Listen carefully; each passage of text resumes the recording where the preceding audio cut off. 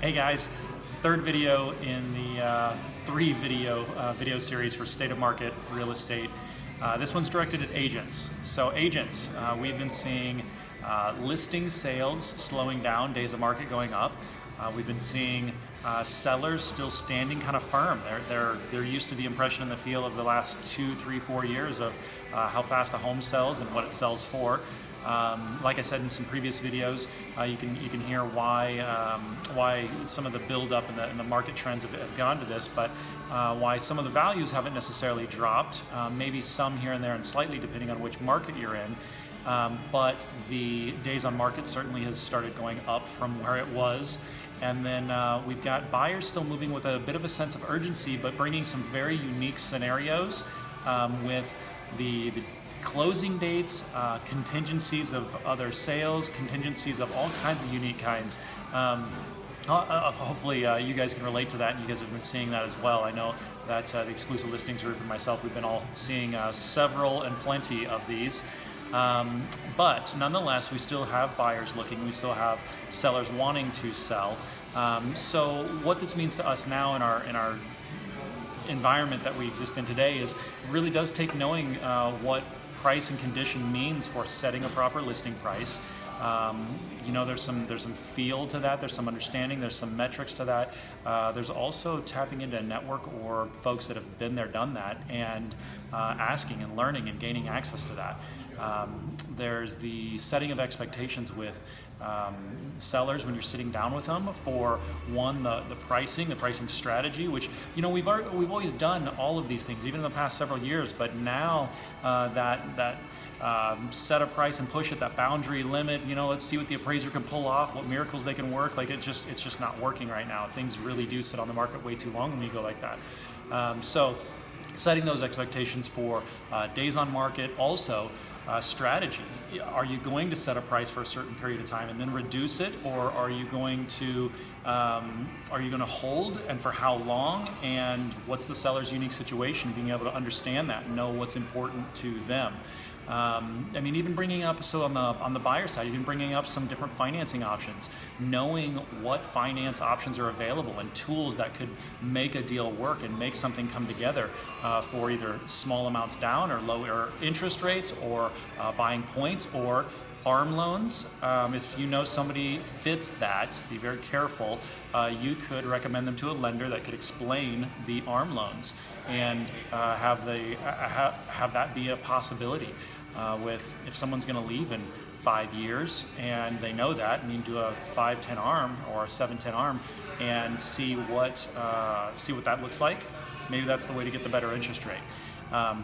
And then tapping into both that network of both lenders and mentors or other agents or running mates, anything like that, getting involved in mastermind groups, or obviously I've been part of a team my entire career, and I run a team now, and being part of a team, the ability to tap into that knowledge base, I've seen the agents on Exclusive Listings Group be able to learn from one another. You do 10 times the transactions because other people are also doing transactions, and you're getting to learn from that. I had a question this week that I had to bounce off of the group about land contracts and what that looks like, and what some of the ins and outs are, and what does it actually mean, and where's the buyout, and is there equity lost, and all of that. We could play off of one another and learn from each other and decide what the best strategy was for our client. And I say our client, the way our team works, it's so, some of you have been around us, and our culture is so much an our thing. We actually know who each other's clients are. It's amazing. And on that relationships component, you know, having these teams and being part of real estate groups and getting into all that network and learning all of that, I mean, that's just going to grow your ability to exchange knowledge of coming soon properties or put deals together, because you are in the mix and you're actually interacting with other agents. And then when it comes to teams, again, I can go on forever about teams. You know, I honestly think that whether someone's seasoned or whether someone's brand new, being part of a team, as long as the team knows how to support and offer value without putting a ceiling and a cap on a seasoned person, I've almost never seen this, but I have learned it. how to offer that value to a seasoned person. I feel like almost everybody benefits from being part of a team in one way or another. Again, because of that knowledge base, you also get to tap into, if you know, a lot of folks will tell you, don't put all your eggs in one basket. Great, I totally agree. So should you work just residential? No. Should you also work investment properties, investors, multifamily? Should you also work some commercial, land, leases? Yes, the answer is yes. What if one of those markets goes up, the other one goes down, and now you're able to tap into those different varying markets and stabilize your income and your lifestyle? I think that's extremely important. Similarly, internet leads. I've heard a lot of people rip on internet leads, and that's all fine. I don't necessarily think someone should live and breathe off of internet leads. Again, all eggs in one basket, bad idea. But if that's one of the components that as seasons ebb and flow, you can then lean on and then choose not to, absolutely, especially when you can figure out how to actually have listing leads that are worthwhile and buyer leads that are worthwhile, both from very, very, very different places. Having assistants that can help you follow up on those leads and learn if they're viable buyers. That grind and that churn is definitely not something that a negotiating, sales, relationship-oriented, authentic listener, contract protector should be spending their time doing. Administrative grind is something that you can either 100% automate. My coding background has helped a ton with that in our entire group, and then outsourcing.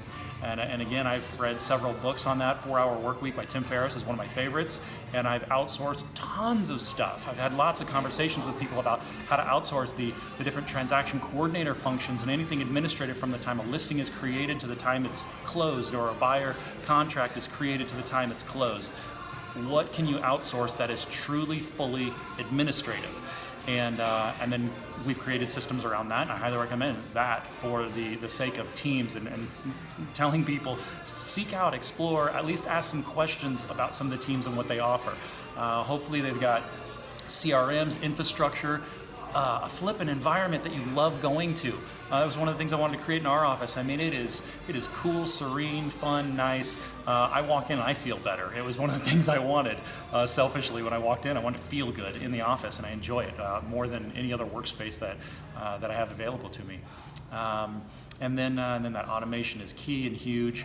Having someone to help out with your social media and your marketing, actually like creating pictures and posts and doing all that fancy pretty stuff that, I gotta be honest, I'll do it, and I'll do videos and I'll explain and I'll teach, but taking the time to throw the stickers on the stories and things like that, oh, it is sheer willpower, folks. That is not my talent, not my forte. So again, outsourcing and automation for the things that are not your gifts and talents.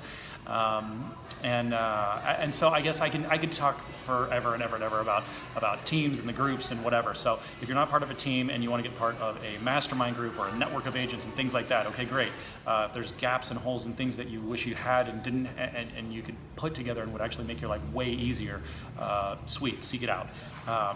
We do a ton of training videos like this, but actually internal.